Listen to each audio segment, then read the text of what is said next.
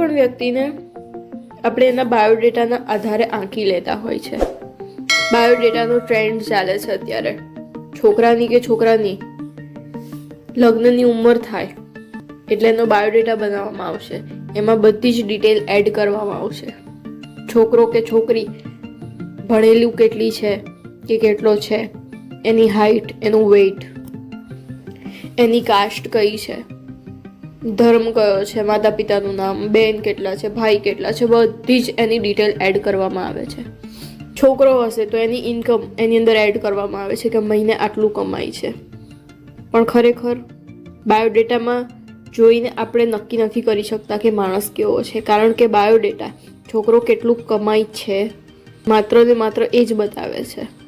પણ એની પાસે એના કર્મની જમાપૂંજી કેટલી છે એ કોઈ બાયોડેટા કે કોઈ ડિટેલ બતાવી શકતી નથી.